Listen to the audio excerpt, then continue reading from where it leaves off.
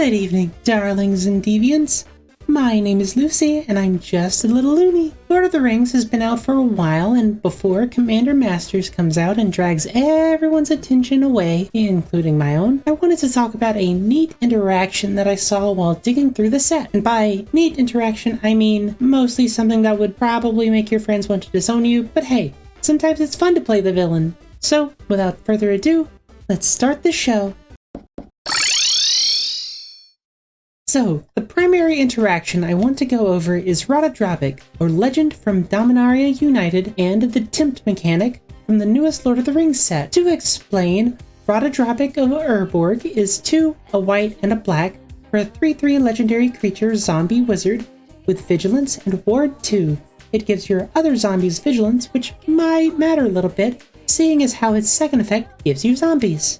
That effect is, whenever another legendary creature you control dies, create a token that's a copy of that creature, except it's not legendary, and it's a 2/2 black zombie in addition to its other colors and types. So, how does this interact with the ring, you might ask? Well, you see, the Tempt mechanic can make non-legendary creatures legendary, which can then get copied with Rada. So you get a little extra value out of your creatures if you play this mechanic. Seems a little simple, right? Well, on the surface, yes, but also keep in mind that the copy becomes a token. If there's one thing white and black like messing with, it's tokens.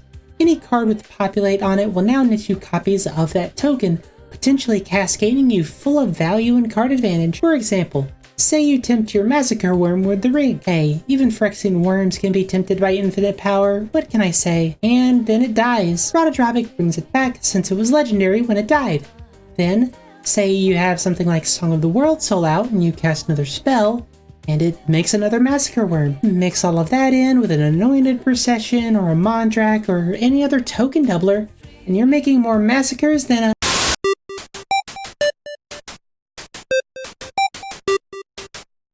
Now, I'm not going to detail every single way to combo off with Rada and this new mechanic. Rada can combo with basically a half-eaten peanut butter and banana sandwich. It's not a super hard setup.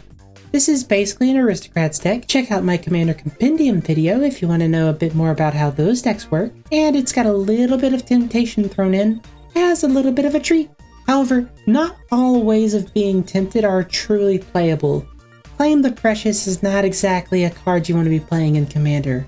So, one of the best ways of giving into temptation is the Nazgul. You can run 9 of them in a deck, and they're one of the ways you can go infinite with Rada. A sack outlet, a Nazgul, and a Rada equals infinite sacrifice effects in any other Nazgul you have, getting infinitely large. I hear that's pretty good and an easy way to win games, and it's simple and pretty consistent. Just, you probably won't be making any friends if you do this, you'll be really playing the villain in that way. One of the more friendlier ways of doing this is using Boromir, Warden of the Tower. Did I say friendlier? I meant worse. This is incredibly worse and you will lose even more friends doing this, but hey, I mean, it's really effective. Boromir is his own sacrifice effect, so all you need to do is have a dies trigger, like Blood Artist or Zulaport Cutthroat, to make him infinite, and none of it can be destroyed in response after Boromir's first activation. Finally, if you want to be a little bit more fair, Call of the Ring lets you pick something at the beginning of your upkeep to be tempted, and you can start the chain from there. And lastly, the card that helps tie all of this together is War of the Last Alliance. You can search up any legendary creature you have on the first 2, and after chapter 3, the ring tempts you one more time, just in case you haven't won yet. Now, if you put Rada in your command zone, you're gonna be a little disappointed. He's gonna get targeted very quickly, people are gonna see this combo coming, and they're basically not gonna let you go until you're dead and squashed into a pulp on the side of the road. That's why War of the Last Alliance is doubly good. You search up Boromir first, then Rada, then you're good to go. Plus, Black has plenty of tutors if the enchantment gets blown up, you have plenty of ways to search out your combo pieces and go for the gold.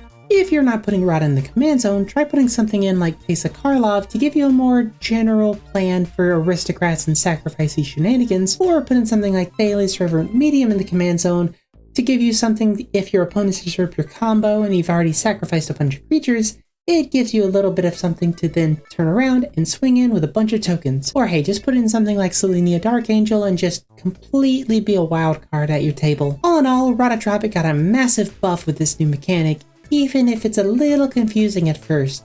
Do you agree? Or do you think another commander might have been drawn a little bit more towards the ring's infinite power? Let me know down in the comments below. And while you're there, be sure to drop me a like and a subscribe. It lets me know that you enjoyed the video and keeps this show on the road. As always, thank you all so very much for watching, and until next time, au revoir!